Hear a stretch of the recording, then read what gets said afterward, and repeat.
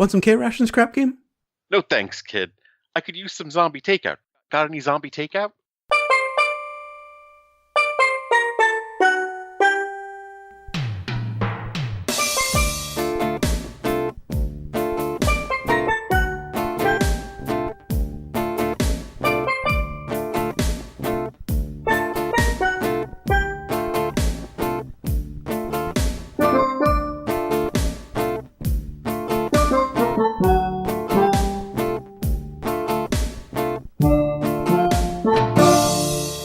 What's up? Welcome to episode 317 of Zombie Takeout. Zombie takeout. The B-Movie and Cult Movie Podcast. I'm Uncle John. And I'm Scotto. And before we get to this week's movie, we've got some listeners submitted. This is a voicemail from Bodo. Scott, John, Boto here. Sorry I haven't been around for the last couple of weeks. I was sick, so I was just lying in the hotel, feeling sorry for myself. But finally back out on the road, listening to podcasts, listening to the Gong Show movie. Great job. As far as the show being canceled, from what I read, it was J.P. Morgan flashing because there was a CBS executive there when it happened. As far as the Popsicle Girls, I also read one was 16, one was 17. And as far as remakes go, come on, wouldn't you like to see Robot Chicken or Legos do it? Anyway, great job as usual, guys. I'm going to listen to the next one right now, and I'll be calling back. Have a great day. Bye. Yeah, the J.P. Morgan thing, they were forced into syndication after that. That was 80 that they went into syndication. Thanks, Bodo. Glad you're feeling better. Yeah, that sounds scary as hell. Yeah. And I guess maybe you were right about the Popsicle Twins. And the Popsicle Twins were definitely underage. That was a very big controversy. I regret nothing. And I would love to see Robot Chicken, or especially Legos, take a shot at the Gong Show. Yeah, definitely. That would be amazing. Bodo did leave another voicemail, but it was just to recommend a movie for episode 420. He recommended one called Growing OP and said that we should check it out even if we don't end up reviewing it. So we'll have to give it a shot. And we've got some news. This from Slash Film. The Fifth Element gets 4K theatrical re-release with a special Valerian preview. Nice. A 4K restoration of Luc Besson's The Fifth Element will be returning to movie theaters next month in celebration of its 20th anniversary. Ouch. Holy fuck. And alongside the visionary science fiction film will be an exclusive preview of writer-director Besson's upcoming film, Valerian and the City of a Thousand Planets, which I showed you the trailer from off-air a couple weeks ago. Right. Looks a lot like The Fifth Element. Looks amazing. Can't wait to see it. It'll play in more than 400 cinemas nationwide for 2 days only, Sunday, May 14th and Wednesday, May 17th, at 2 p.m. and 7 p.m. local time each day. So there's 2 showings a day on 2 days. Which is a very interesting strategy. Yeah. The Fifth Element hit theaters on May 7th, 1997, so this is technically happening a week after the film's 20th anniversary. And I thought I got nitpicky. The Fifth Element will debut on home video in 4K Ultra HD on July 11th, 2017. I saw it this weekend in the current Ultra HD release, which is not quite 4K.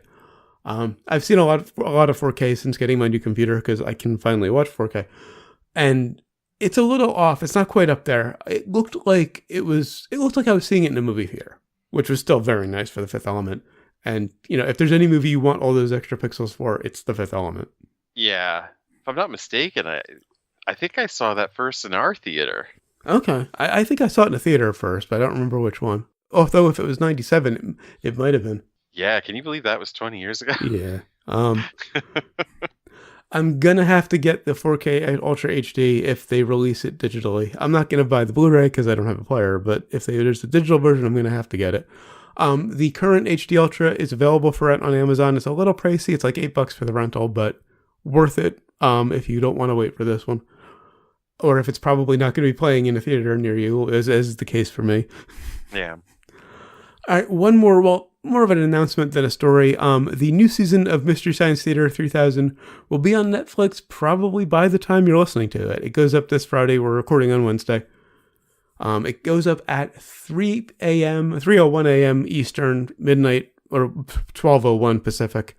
So again, unless you're listening to this in the first couple of hours after release, it's there. Because I backed it on Kickstarter, I had a chance to see the first episode over the weekend. What do you think? It completely lives up to the original, might even be a little better. Yeah, they have so many people involved with this. It's crazy now. I mean, Patton Oswalt, Felicia Day, who are brilliant as the Mads. Jonah Ray, perfect. Jonah Ray.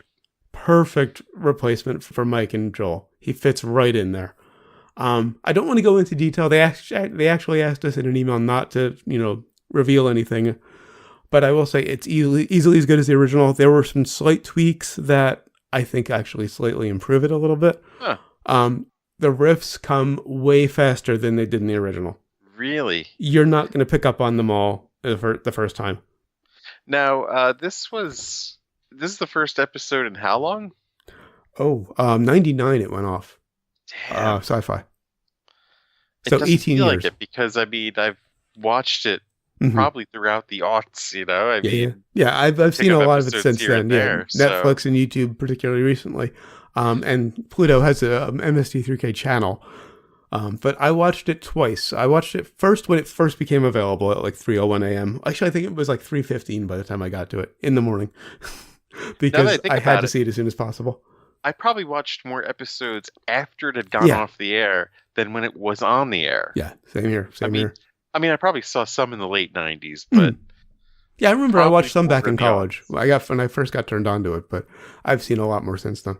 I watched it again the next day because there was a chat with Jonah and Joel when they did a live stream. Everybody basically started the episode at the same time, and we all chatted about it. And there was a Q&A afterward. And having seen it twice on ineffectively the same day, there were things I didn't pick up on the first time that I caught the second time. Yeah, Patton Oswalt did a bit, I'm trying to remember how long ago. It's called Whackity Schmackity Doo, where it's about punching up cartoons and stuff, for people who aren't on screen. And the more I think about it, like, that's pretty much what he's doing here. Yeah. Well, he's a Mad. Right. You're right. He's not, but that's pretty much the show. Yeah, I think he is one of the writers. Yeah. The Mads weren't in the first episode that much. They were just in the beginning and the end. From what I've read from other comments, they're in other episodes more. I've had access to the entire season since yesterday. Haven't watched it because I wanted to give it its first view on Netflix to give them the view and the rating. I'll be downloading the entire season a few hours after we're done recording. It's around 3 a.m. when it first becomes available for download. Of course, if you haven't figured out why we're discussing this show, if you haven't seen Mystery Science Theater 3000, you need to see Mystery Science Theater 3000. It was kind of the thing we talked about most when we started this podcast. You were a little trepidatious about doing this show because you thought it was just going to turn into a knockoff of MST3K. No, not so much as that. I thought we were just going to be the guys watching the bad movies. That too, yeah. That was the fear more than anything else. Okay. Because we're not at least, riffing on the right, movies while we're watching them. Right, we've talked about doing that, but we never ended up doing it. It was too much of a hassle. Yeah, I don't know how we'd achieve something like that. We'd have to do something when I'm out on the coast or whatever. Well, it could be done over Skype with a little bit of editing, but anyway. There is a Pink Floyd reference in the first episode that had me almost falling out of my chair. I think it will have the similar effect on you. That's all I'm saying. All right. All right, so on to this week's movie, which is from 1970, Kelly's Heroes. Of course, that brings us to the impromptu plot summary, sponsored by the U.S. Army, robbing more banks before 9 a.m. than most people do all day. And also brought to you by Wartime Profiteering.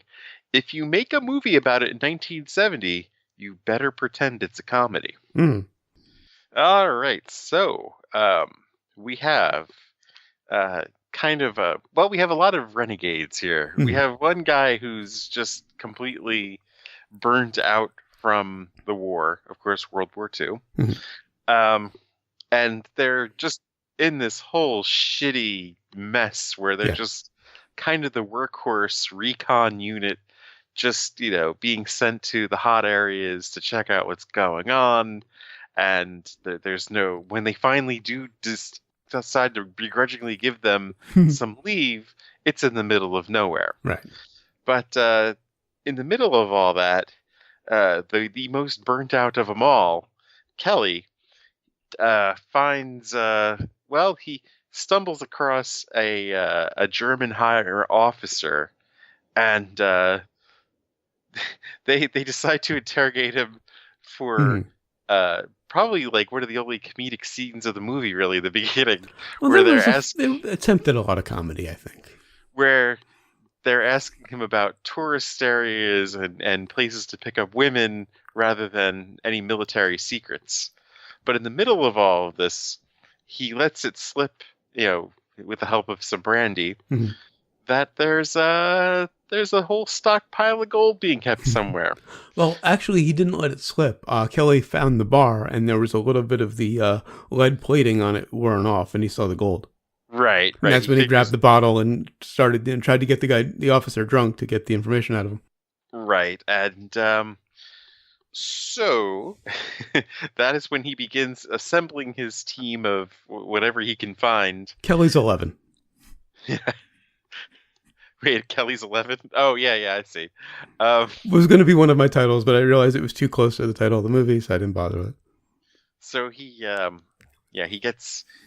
finds a corrupt clerk who is willing to, of course, join him on the mission, not only as well supply it. Played by the late, great Don Rickles, and we should say this is our Don Rickles tribute episode. Yes. People need to stop dying. Holy crap. I mean, today is the day that Charlie Murphy passed away. I checked IMDb. I didn't really see anything. Yeah. Just people need to stop dying. Yeah. Just and Jay Giles, rest in peace, Jay Giles as well. Yeah, Jay Giles was yesterday. I don't think there's any movies there for him either. So anyway, he assembles the team. He stumbles upon these other crazy renegades who have tanks themselves. Just 3 of them, though. Their CO died, and they've yet to report on on his death. So the clerk. Crap Game, and there's Crap Game and there's Little Joe, who are both references to the game Craps. Actually, yeah. Little Joe is like a soft 4. Right. And then there's Big Joe. Yeah, Big Joe I don't think is a crap term. Well, that was just from Little Joe. There's Big Joe. Yeah, then there's Big Joe. So right, they assemble the team. They go 30 miles behind enemy lines, and when it's discovered by the general that they have these renegade wayward troops who are somehow 30 miles behind enemy lines and just mowing down fucking Germans, he, of course, rather than go out to arrest them, he decides he's going to go out personally to give them medals because, well, he's bored. The most unnecessary part of a very unnecessary movie. He actually adds a little bit of the dramatic tension in the very end. As are they going to be able to get the gold out before he comes to pin the medals on them and take it all for himself? Was that Carol O'Connor's part at the end? That was him in the Jeep at the end. I didn't recognize him there. Okay, yeah, but we didn't need the earlier scenes. Oh, what the 2 scenes with him, finding out about them and listening to the radio and all of that. We didn't need all of that. We could have just had, the brass is coming and we got to get the hell out of here.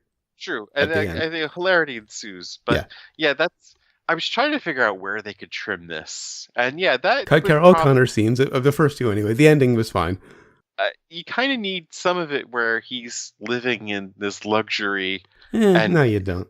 And being bored and wanting to, calling the other guy a loser and wanting to, track the other guy down. You don't need that. You just need the brass is coming and the De Gaulle subterfuge to get them to hold back the Jeep. Of course. And that scene plays without any introduction, without any of the earlier stuff. I think the most fat you could probably chew from this thing would be... This is a 2.5 hour movie, by the way, so there's a lot of fat. I've tried to think about where you really could cut, and I think the most obvious would be those other army guys who really do nothing for the plot. The red shirts, Not exactly red shirts, but they're the no names, It's like a band, they're about 100 troops. Mhm. But I mean, they wind up just being like some guys they're racing against a Right. little bit, but they don't really last long enough or have any bearing on the Mhm. final plot because, well, General Archie Bunker, gives them medals first, and so of course they're pretty much out of it Mhm. because their whereabouts are accounted for. And there's a lot of scenes where they're just walking, and there's not a lot going on. We're just waiting in a spot, and I get that that's realistic, but it reminded me a lot of all the riding scenes in Lord of the Rings. Yes, You could probably cut an hour out of the Rings trilogy if you just got rid of all the random riding scenes. That was the case in this. There was a lot of them just sitting around or walking. The only one that really served a purpose was the landmine scene. Yeah, which they still took too long to set up. Yeah, I would have thought they would have been able to have gotten out of that a little faster than they could have. Yeah. I mean, once the first guy figures out there's no mines in one path, you can kind of follow him. Mm-hmm. Of course, the problem was you had those guys who were spread out all the way to the right. Yeah. How do you get to that path? Yeah. And they really kind of skimmed over all of that. There would have been a nice tense moment of all of them trying to figure out how to cut through this path. Well, the tense moment, of course, came when the troops arrived and there's a firefight going on. That too, yeah. In the middle. And that was probably I'd say the most unrealistic firefight that they did because, I mean, with that much of a surprise on them, they should have been able to have protected those guys on the other side. Mm-hmm. Like, why wouldn't you throw your grenades first? Right. When they're unaware and they're clustered in the truck? Mm-hmm. You blow up the truck before they try to even get out of it. Right. Instead, they waited for them to get out, fan out into, defensive positions. Because they needed to pad the scene. Like, why would you have done that? Mm-hmm. Like, they're all sitting neatly in a row. Mm-hmm. You attack. This movie doesn't do tension well. There are some potentially great tense moments, but it just doesn't work. There's just no tension to them. Well, you really don't know how this is going to turn out. I mean... Well, I assumed they were going to, and maybe it's because of who was in it. I just assumed they would get the gold and get out. Well, it would be a happy ending for the team. They're kind of not the good guys. Well, but for the team, they're not the good guys, but they're the names and they're the leads, the protagonists. True. I mean... And we should mention the cast. Don Rickles, the cast of course. Is ridiculous. This is... Clint Eastwood, Telly Savalas. You've got Dirty Harry. You've got Kojak. Yeah. Then Rickles and Sutherland. Sutherland, who stole the movie for me. Of course. Whose character is ridiculous. But he stole the movie. But he stole the movie. Him, Rickles, and Gavin MacLeod made the movie for me. Those scenes. Captain Steuben. You've got in a Repo role you will Man. not recognize him in. You've got Repo Man, and you've got Archie Bunker. Well, Repo Man, though, I kept saying, you've got Harry Dean Stanton right there. Give him a bigger role. Yeah. But I guess this is probably the start of his career, so he didn't quite, he wasn't up to that yet. But nobody knew who he was, but he was like 40, I think. Yeah. Well, I think they all were. Like Rickles was around 40. Yeah, maybe. Well, Rickles was around 40, and he passed away at 89. Stanton isn't quite that old. I think he might have been at the appropriate age for the movie. He might have been like in his 20s. I don't think so. He always looked old. I think he's only like in his 60s now. Maybe his 70s. So he was maybe in his 30s. So it is just a ridiculous cast. Yeah. He was born in 26. Oh, Stanton? Yes. So he's the same age as Rickles. He's 44 years old. Oh, wow. I had no idea he was that old. Wow. That's another one we'll hate to lose when it happens. Yeah. Hopefully not this year. Right. But I kept thinking it's, Harry Dean Stanton. Why doesn't he have a bigger role? It would have been better than some of the others who did have bigger roles. But I loved Oddball and Moriarty. And Rickles was actually acting. Oh, yeah. I didn't know he could act. Yes, he had a TV show where he was like a detective, Sharky. Sounds vaguely familiar. It was before my time. Uh-huh. But yeah, I mean, he did some serious acting, the Twilight Zone episode and stuff. Okay. I just keep thinking of him as the comedian, you know. So I don't. Yeah. So when I got to this and saw him actually acting, I mean, he turns a little bit into the typical Don Rickles we know toward the end of the movie. But And for most of it, Casino. okay, Like Casino, he had a serious role in Right. that. But rolling it back to the beginning, you mentioned that that interrogation scene was probably the only comedic scene in the movie. Yeah. I saw a lot more attempts at comedy that didn't quite work, like the truck constantly hitting things at the beginning. I think that was supposed to be funny. I think they were using comedy as a way to hide their message in this. Yeah. Or the scene where they're watching the bridge get blown up. Because we had just heard the call go in to blow the bridge. Oh, that was kind of funny though. So we saw it, and they were watching it, and the bridge is there, and and then the planes come. No, it ain't. I knew it was supposed to be funny, but it still didn't quite work for me. It was more of a funny, like odd irony kind of funny than right. going for laughs. Sure.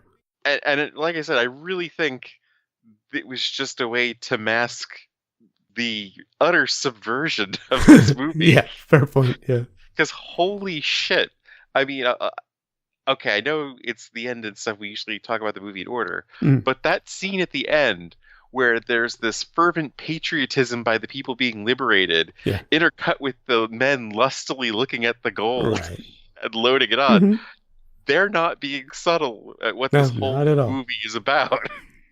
And everything. I mean, the whole, making a buck off or making extra rations off the dead commander, the captain salvaging a yacht. Right.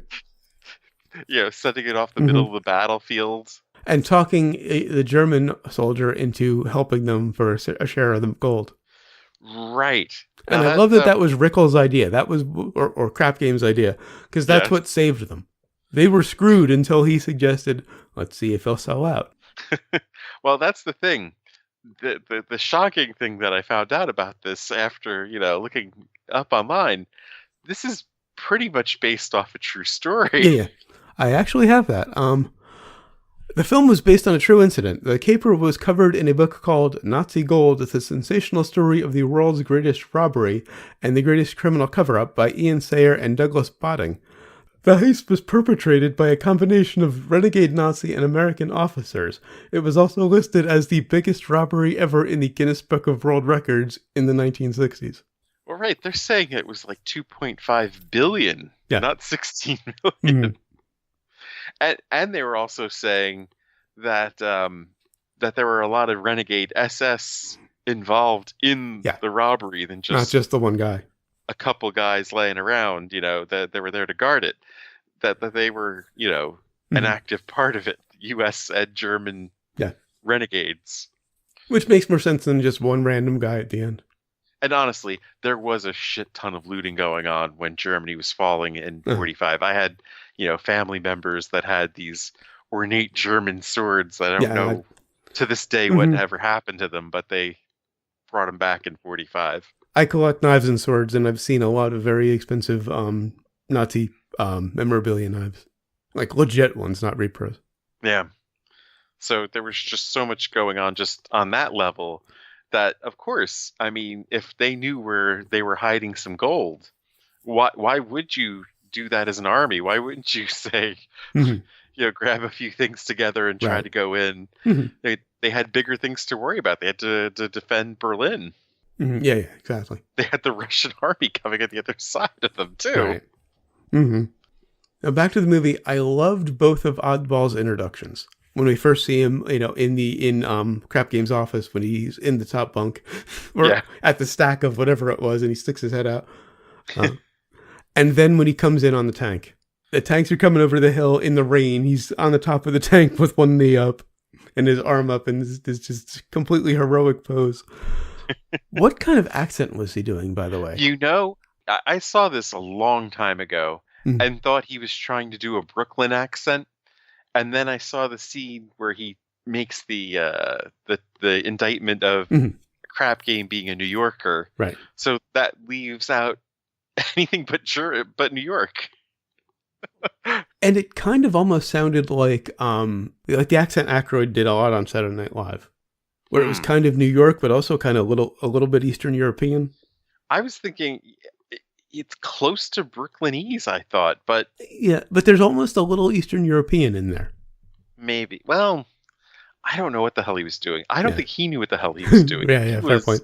He was so gone while doing this, and it was obvious. Yeah. The character was that too, so. Well, I mean, when I say gone, he was practically near death at some points in making this. Oh, wow. He had some sort of illness. Oh, okay, so he wasn't wasted. He was ill. Right, and they thought he was going to die at one point. Oh, shit. But I remember reading about that. They contacted his wife and said, come pick him up. But he was soldiering on and doing it, and it's kind of obvious he is fucking just out of it and just beat. Maybe that gives the look that he's stoned during a lot of this. Yeah, not perhaps. Be that. And that fits the character.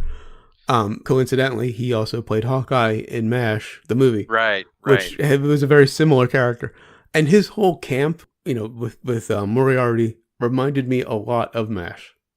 Yeah. I think the whole tone of the movie kind of did. It did. Well, and of course, that whole, Kelly's Heroes wasn't, their first title for it, because it's a terrible title. Oh, yes. The project was announced by MGM in November of 1968 under the title The Warriors. Which isn't a good title for it either. I just kind of get a kick out of it. Was the same as a movie that came along not long after this. Right. Rickles should have had 2 bottles on his fingers. But and Sutherland also in this, his wife got busted for falling into an FBI sting trying to buy the Black Panthers weapons. Which, from what I saw, a lot of the story went that Clint Eastwood broke the news to Sutherland, but just cracked up in the middle of it because his wife was trying to use a personal check. Yeah. To buy explosives and she was grenades. The original Jerry Springer. Not smart.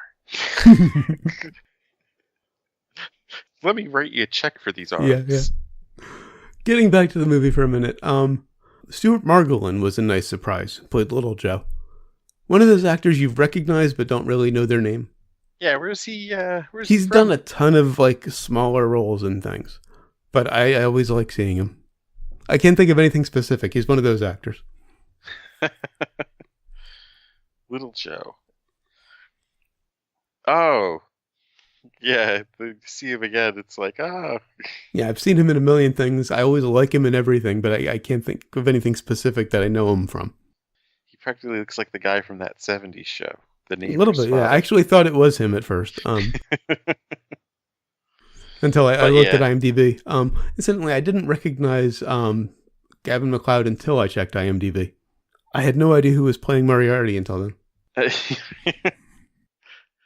Well, yeah, you can't really recognize them. They're just, the way they're dressed and everything in this. And the character is such a departure from Captain Stubing, which is the only thing I know Gavin MacLeod for. Kind of sad that that's his IMDb pick, too. Yeah. Well, it is, the Love Boat Captain. Yeah. And was it just me, or were you waiting for Crap Game to call someone a hockey puck? Yes, of course. Why didn't he? Yeah. I don't know if he had that gag at the time. He almost did it to Donald Sutherland. Yeah, there were a couple of scenes where it wouldn't have been out of place at all. No, not at all. That was the only good thing about having that other unit, was just the trash talk between them and, they're almost ready to get to a fight. Yeah. Other than that, they just added to the time length of the movie. Mm-hmm. And I think that gets to the main issue I have with the film. The tone is just kind of mediocre, middle of the road. They couldn't commit. Very weird. They couldn't commit to the comedy or the drama or the action. There's a little bit of all of it, but they don't really lean in any of those directions. They don't really know how to do any of it. Well, I think the main priority is telling the story of corruption, right? Without it being an indictment of the United States government. And the weird thing is, I'm taking half a brain off just for this alone. is that goddamn song that they played 3 times Oh, in the movie. yeah. Oh. Which just reminded me of a bit of trivia. John Landis was a production assistant on the film, and he appears as an extra as one of the 3 nuns that you see the second time you hear that song. Well, you know, anytime I see nuns in a movie like this, I think of Los Intrepidos Punks. Of course. And he got the idea for American Werewolf in London while working on this movie. Oh, really? Did he wind up doing 1941, like, you know, at the end of the decade, the other end of the decade, or 1980, I think? Yeah, I think that was 80, or very early 80s. Now, approximately 20 minutes were cut from the film by MGM before theatrical release. Eastwood said later in interviews that he was very disappointed by the recut, and that many of the deleted scenes give depth to the character and make the movie much better. So I would really be interested in seeing those extra scenes. I definitely would too. There's a list of them on IMDb or on Wikipedia. I didn't copy the whole list, but it's on there if you want to check it out. Because as long as the movie is, it's still watchable. Yeah. There's still so much to see in it. I thought, starting at the movie, I thought it was really weird that they chose Yugoslavia to film it in, because it's like, why couldn't they film in France? There's a reason for that. It was shot in Croatia, then part of Yugoslavia and London. One of the reasons Yugoslavia was selected was that in 1969, Yugoslavia was one of the few nations whose army was still equipped with operating World War II mechanized equipment, both German and American, which simplified logistics, of course. Right. So when those scenes where they have like the convoys and stuff, I'm like, how the fuck did they do this? I mean, would they fix up cars or trucks to look like tanks? Yugoslavia actually had the working gear. They're running around in real fucking tanks. Yeah. I think from what I read, they tricked out some of the Soviet tanks to make them look like German tanks, because I mean nobody has those anymore. Well, no, they said they had. The trivia says they had both German and American tanks in Yugoslavia in use. Oh, really? I thought it was just because they had the Shermans. They had both, apparently. Huh. I think from what I heard, though, that the ones they used in this film for the Tigers were Soviet tanks that they just tricked out a little bit. Like the suspension's different. Well, because they have to ride around them in them at the time they want to make them comfortable, I guess. Yeah, so they're still using real tanks for this. I mean, most Hollywood films, it would just be something rigged up. Right. Speaking of the Tigers, the noise made by the electrical motors of the turret were used in Aliens for the powerlifters. And we just did that how many weeks ago? How odd. Oh, I loved the spaghetti western music at the end when they're walking up to the German officer to make the deal. Could be one of the most ridiculous scenes of the movie. But you've got Clint Eastwood in that kind of, face-off scene with spaghetti western music. They had to go there. Right. And of course you got like Rickles and Sutherland. Mm-hmm. I think it was Telly Savalas. Yeah, mix of my bald guys. Because of course, if they actually had done that, it would have been one of those, what would have really happened sort of things. Right. Fire. I don't know how they could have worked it where they, talked to the guy in the tank. Right. And odds are, if it was random German soldier, probably wouldn't have spoken much English. Right. And it was Spielberg that directed 41. Okay. I should have remembered that. On to sequels and remakes. On to sequels and remakes. Obviously, no sequel because they get the gold. What else you can do after that? Unless you have the law chasing them, but that kind of defeats the point. Of course, this pretty much has been remade already. Oh, it has? This was Three Kings. Oh, yeah. Okay. I mean, they don't call it a remake, of course. That was David O'Sullivan, right? I think so. I'm going to have to see that then, because I've liked all of his other movies that I've seen. I have yet to see that one. I was thinking I'd love to see a remake by either Tarantino or Edgar Wright. Well, right. That was one of the things I was marveling about watching this was that, I mean, Tarantino and Inglourious Basterds. It's made to be a Tarantino movie, yeah. I mean, he took a lot for this for Inglourious Basterds, I think. Just the whole, German or World War II caper kind of thing. And if you want to go really comedic, I think Edgar Wright is a good choice. With the whole, Blood and Ice Cream style. With the push-ins and, the names and all of that. But in the end, I think this does better as just a straightforward movie. If you take that Nazi gold story and what, really happened. I mean, just watching it and thinking about it, and the people that get killed just because they decided to take this little joyride, you're like, wow. It's a great story. I just don't think the movie quite did it justice. I think they did as much justice as they could without being, driven out of Hollywood and called, Could have made it a bit more entertaining for me, that's all. Members of the Communist Party or whatever, which is kind of weird also because they're, some pretty conservative people in this, Eastwood particularly. Though, who knows if his politics have changed since then. Yeah, I don't know. I mean, it's very similar to The Man with No Name, just in it for the money and trying to get the gold. But those are also, it's the Wild West, and when you're criticizing a government or, regulations, maybe it isn't such a bad thing for the government regulations to kick in and, you keep people from just blowing each other's heads off. But in this case, it's, they are the government pretty much. Right, exactly. They are, supposed to be the good guys beyond reproach because, I mean, we're going up against Hitler. Right, yeah, exactly. And to hear them calling it a cockamamie war and stuff, you're just like, wait, but the alternative is what? But there's the divide. There's the people that are not getting their hands dirty. Yeah. That they're also calling out to. Yeah, I guess that explains Carol O'Connor's scenes. Yeah. They just seemed kind of unnecessary. They didn't really add to, the thrust of the story. Well, I still think they needed at least the one where he's comparing himself to other generals. It's, kind of, reminds us of somebody present day, just wanting to be that that Monday morning quarterback. I can do this. It's easy kind of thing. Yeah. Okay. Fair enough. You could have thrown some lines in at the end to indicate that, but, and I think their direct, superior officer who was stealing the yacht kind of was also one of those. Yeah. That made that statement. And well, they're all important to the central theme of the movie, though. True. Which is, I mean, the corruption and. It's a great. Well, before I actually say that, let's on to Brains. On to Brains. It's a great story. Some obviously great actors. I think the fault for me was the directing.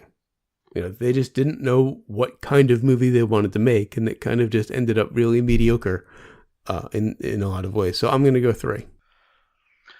Finding out this was based off a true story definitely puts it up for me.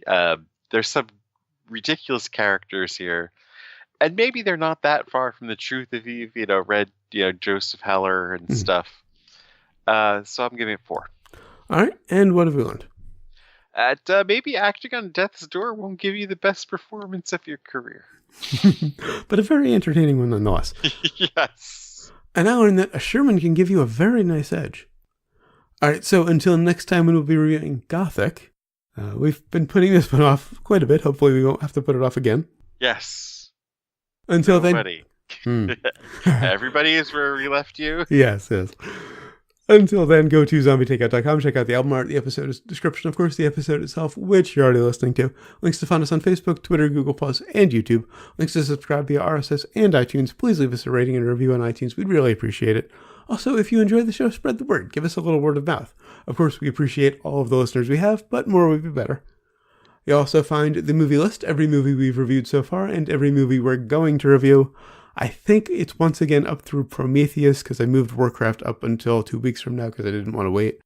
All sorts of it's all in flux. Yeah. And, of course, the recommendations list. Looking at the cast, I was sure this was going to make it, but it just wasn't quite there for me. Of course, you can email us, zombietakeout@gmail.com, or leave us a voicemail at 414-368-ZTO1, or for the alphanumerically challenged.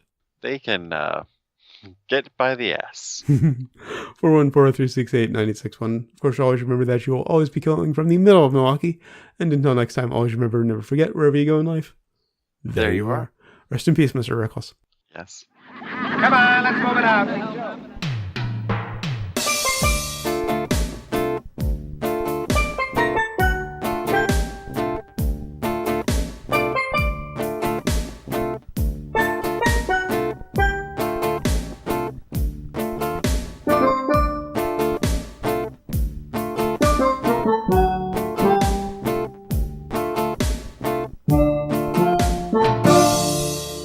The heist was penetrate.